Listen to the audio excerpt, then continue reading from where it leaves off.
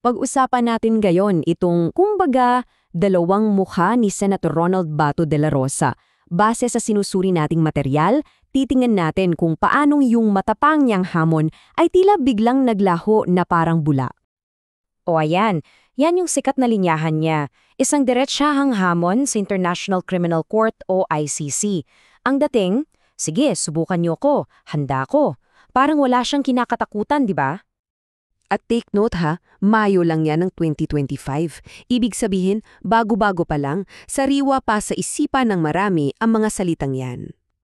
Pero, heto na, dito nagiging interesante. Ilang buwan lang ang lumipas, pagdating ng Nobyembre, biglang parang nag-iba ng ihip ng hangin. Biglang nawala lahat ng tapang na yon. So, anong nangyari?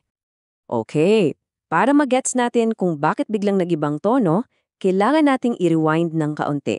Balikan natin yung imahe na binuo niya for years. Yung imahe ng isang taong matapang at walang inuurungan.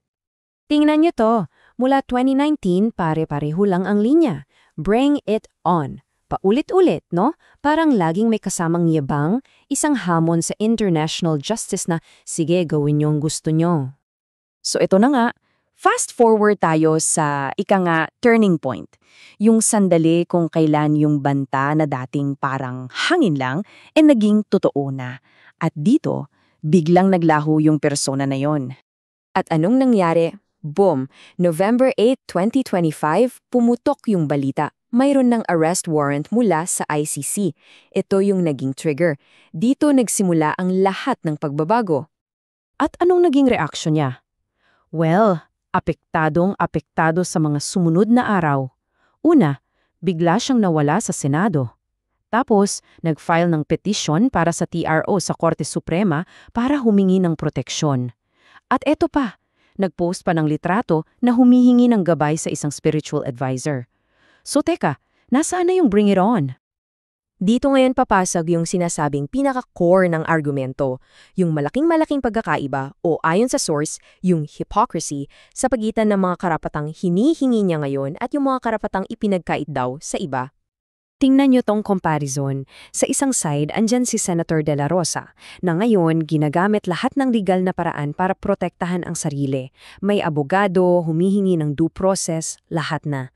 Sa kabilang side naman, yung mga biktima raw ng drug war na wala man lang daw ganitong pagkakataon. Ang laki ng diferensya, no? At hindi biro yung pinag-uusapan nating numero ha. Officially, mahigit 6,000. 6,000! Pero ang sabi ng mga human rights groups, baka mas mataas pa raw dyan ang totoong bilang. At ito, pakinggan niyo to. Statement to mula sa kampo ni De La Rosa. Nananawagan sila for rule of law and due process. Ito mismo yung mga prinsipyong sinasabi ng mga kritiko na sistematikong nawala daw sa ilalim ng kanyang pamumuno. Okay, so ano-ano nga ba yung mga kalasag or shield na ginagamit ngayon ni Senator Bato para protektahan ang sarili niya? Silipin natin. Una, yung tinatawag na parliamentary immunity. Ang idea niyan, proteksyon yan para sa mga mambabatas para magawa nila ang trabaho nila ng walang takot o paninikil.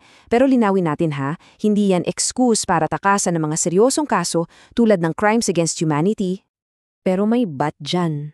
Kasi mismong si Senator Lacson na ang nagsabi, ayon sa ating konstitusyon, hindi yan pwedeng gamitin kung ang parusa sa krimen ay higit sa 6 na taon. At yung crimes against humanity, nako, lagpas na lagpas dyan. Isa pang legal move, ang paghingi ng TRO sa Supreme Court. Ang goal, gamitin ang batas natin dito sa Pilipinas para harangin yung warrant na galing sa International Court. Kumbaga, isa pang layer ng depensa. Napansin din daw yung pattern sa paggamit ng, pananampalataya. Nung may paborableng desisyon sa korte, sabi niya gawa raw yun ng Holy Spirit. Pero ngayon na may arrest warrant, biglang kailangan ng guidance. Convenient theology nga raw, sabi ng source. So, pagkatapos ng lahat ng yan, bumabalik tayo sa isang tanong. Ano na nga ba ang usapan tungkol sa tapang at pananagutan? Ito na yung aha moment, yung buod ng buong kwento. Ang taong namuno sa isang kampanya kung saan libo-libo raw ang hindi nabigyan ng due process. Ngayon, siya naman yung humihingi ng lahat ng klase ng proteksyon, legal, spiritual, lahat na.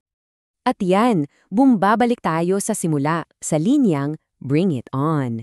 Parang may maliit na asterisk pala yun na hindi natin nabasa. Basta usap-usapan lang ha, basta walang totoong warrant. So ayon, hindi tayo iiwanan ng isang sagot kundi ng isang malaking tanong. Ang tunay na katapangan daw hindi sa hamon na susukat kundi sa kung paano katutugon pag andyan na. So para sa atin, anong itsura ng pananagutan kapag ang mga makapangyarihan na ang tinatawag para sumagot? Isang bagay na dapat nating pag-isipan.